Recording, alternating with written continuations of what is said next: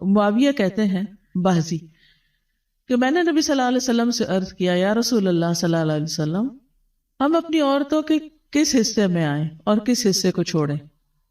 یعنی شوہر بیوی کے تعلق کی بات ہو رہی. یہ بھی ایک بہت آج کے دور کا، ہر دور کا مسئلہ ہے، لیکن آج کے دور میں اور بھی گمبھیر ہوتا چلا جا رہا ہے بہت سی چیزوں سے ایکسپوز ہونے کی وجہ سے. تو کیا جائز حد ہے اور کیا نہیں ہے؟ فزیکل ریلیشن شپ کے لیے کس حصے کو استعمال کیا جا سکتا ہے، کس کو نہیں، یہ سوال. تو اس پر آپ صلی اللہ علیہ وسلم نے فرمایا تمہاری بیوی تمہارا کھیت ہے، تم اپنے کھیت میں جہاں سے چاہو آؤ.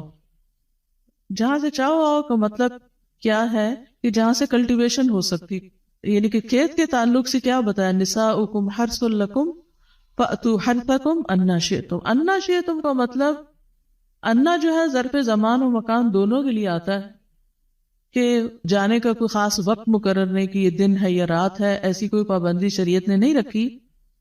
اور اسی طرح جب کھیت کہہ کے بیوی کو بتایا گیا تو اس میں اس کی یعنی کہ اس کی قدر و قیمت اور اس کی حفاظت اور اس کی سرسبزی اور خوشحالی اور وہ ساری چیزیں اپنی جگہ ہیں.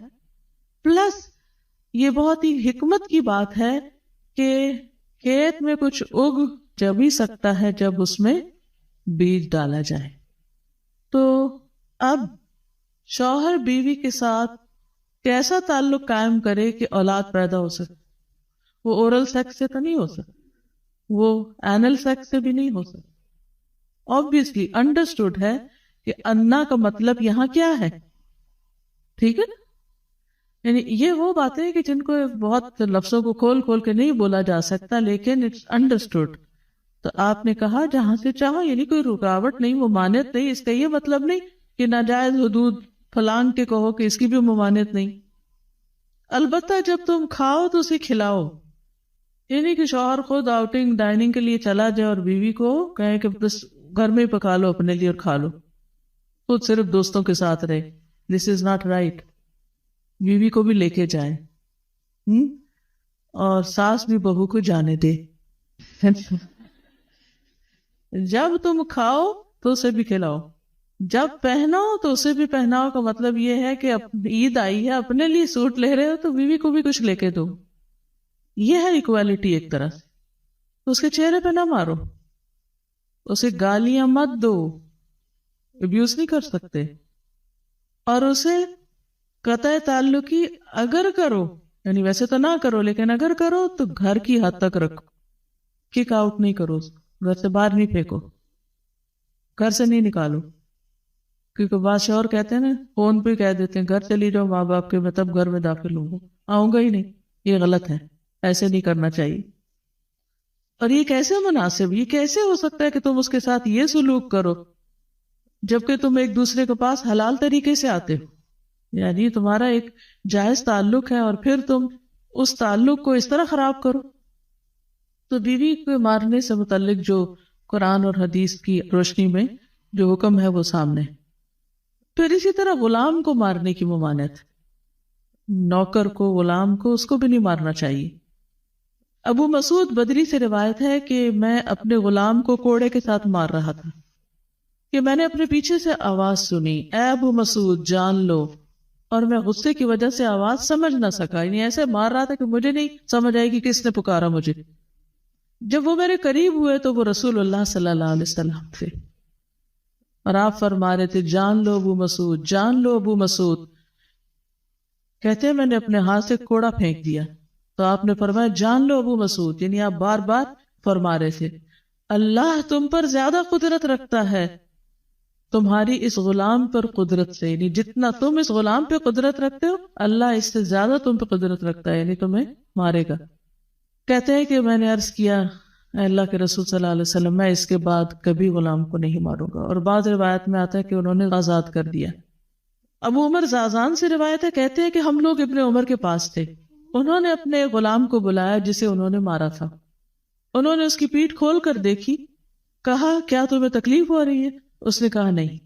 اس کے بعد ابن عمر نے غلام کو آزاد کر دیا اور ایک تنکا زمین سے اٹھایا اور کہا کہ مجھے اس کا اتنا بھی اجر نہیں ملے گا جتنا اس تنکے کا وزن ہے۔ میں نے کہا ابو عبد الرحمن آپ ایسے کیوں کہہ رہے ہیں؟ انہوں نے کہا کہ میں نے رسول اللہ صلی اللہ علیہ وسلم کو فرماتے ہوئے سنا، جو شخص اپنے غلام کو بے قصور یعنی حد شرعی کے علاوہ مارے یا اس کے چہرے پہ تمانچہ مارے تو اس کا کفارہ ہی کہ اسے آزاد کر دی، کفارہ ہے، اس آزادی کا ثواب کوئی نہیں تنکے برابر بھی۔ یعنی بعض کا تم سمجھتے ہیں بڑی نیکی کی لیکن اس میں تو چھوٹ بھی جائے تو وہ بھی بہت بڑی بات ہے۔ صحابہ کرام جو تھے وہ خاص طور پر اس سے محتاط رہتے اور غلاموں سے درگزر کرتے تھے۔ ابو لیلہ کہتے ہیں کہ سلمان رضی اللہ عنہ نکلے، وہ اپنی سواری کو چارہ کھلاتے تھے تو وہ ہودے سے گرتا رہتا۔ ہودہ کیا کہتے ہیں؟ وہ چیز محمل باسکٹ کہہ لیں جس میں اس کا چارہ رکھ کے دیا جاتا۔ اس پر انہوں نے اپنے خادم سے کہا اگر مجھے قصاص کا خوف نہ ہوتا تو میں تمہاری پٹائی کرتا کہ تم نے ایسی چیز کیوں جانور کے آگے رکھی۔ تو مطلب یہ کہ اگر میں تمہیں ماروں گا تو مجھے بھی مار پڑے گی، اس لیے میں تمہیں مار نہیں رہا، ورنہ جو حرکت تم نے کی ہے اس میں تمہیں مار پڑنی چاہیے۔ نماز پڑھنے والے غلام کو نہ مارنا۔ ابو امامہ سے روایت ہے کہ رسول اللہ صلی اللہ علیہ وسلم خیبر سے واپس آئے تو آپ کے پاس 2 غلام تھے۔ حضرت علی رضی اللہ عنہ نے کہا اے اللہ کے رسول صلی اللہ علیہ وسلم ہمیں بھی ایک غلام دے دیں۔ آپ نے فرمایا جو چاہتے ہو لے لو۔ انہوں نے کہا آپ میرے لیے پسند کریں۔ اس سے انداز ہوتا ہے نا کہ ریلیشن شپ داماد اور سسر کا کیسا۔ آپ صلی اللہ علیہ وسلم نے فرمایا یہ لے لو، اس کو مارنا نہیں، کیونکہ میں نے خیبر سے واپس آتے ہوئے اسے نماز پڑھتے دیکھا ہے اور مجھے نمازیوں کو مارنے سے منع کیا گیا ہے۔ آپ صلی اللہ علیہ وسلم نے دوسرا غلام ابو ذر کو دے دیا اور اس کے ساتھ خیر و بھلائی اور حسن سلوک کرنے کا حکم دیا۔